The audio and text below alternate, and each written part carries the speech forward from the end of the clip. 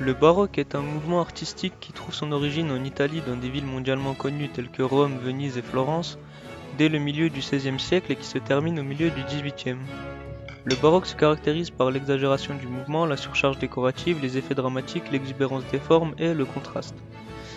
Le baroque serait, d'après Philippe Beaussan, écrivain français, un monde où tous les contraires seraient harmonieusement possibles.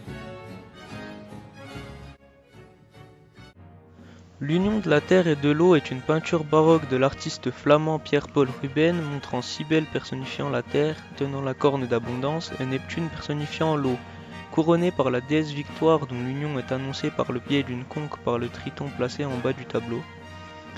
L'œuvre a été influencée par la Renaissance italienne tardive, en particulier par les artistes vénitiens. La peinture est conservée dans la salle Ruben du musée de l'Ermitage à Saint-Pétersbourg. Auparavant, elle se trouvait dans la collection Chigi à Rome, où elle a été acquise par le musée de l'Ermitage entre 1798 et 1800. Les vanités. C'est une représentation allégorique de la mort, du passage du temps, de la vacuité des passions et des activités humaines. Si le thème est très ancien dans le genre pictural, puisque l'on le trouve déjà chez les antiques, il s'épanouit particulièrement en Flandre et en France à l'époque baroque.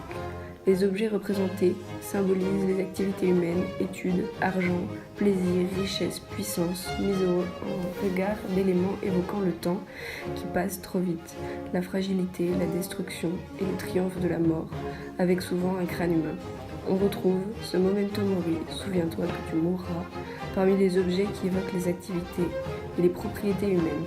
Études, sagesse et science, richesse, amour charnel, beauté. Les vanités invitent à méditer sur leur caractère fugace et la vanité du genre humain soumis à la fuite du temps avec un message essentiellement spirituel.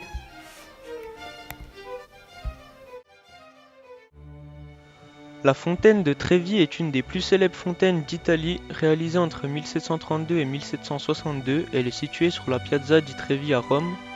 La fontaine de Trévi est un exemple de la perpétuation du style baroque dans la Rome du XVIIIe siècle, par son mélange des effets. Elle joue à la fois sur l'architecture, la sculpture et le son. Il est de coutume de jeter une pièce de monnaie par le bras droit en tournant le dos à la fontaine avant de quitter la ville éternelle. Une superstition associée à la fontaine étant que celui qui fait ce geste est assuré de revenir dans la capitale italienne afin de retrouver cette pièce. Ce portrait de l'enfant de Marguerite est la dernière série de tableaux exécutés par Velázquez, alors au sommet de sa carrière. Ces toiles montrent les diverses étapes de sa croissance, de son enfance à son adolescence. La position de ses bras souligne la largeur de sa jupe et complète la monumentalité de ce portrait. Velázquez emploie la technique des coups de pinceau isolés pour jouer avec la lumière. Réalisé un an avant la mort du peintre, le style atteint ici son apogée avec de larges taches de couleurs vives qui produisent presque un effet impressionniste, de sorte que l'observateur doit se tenir à distance pour apprécier cette peinture.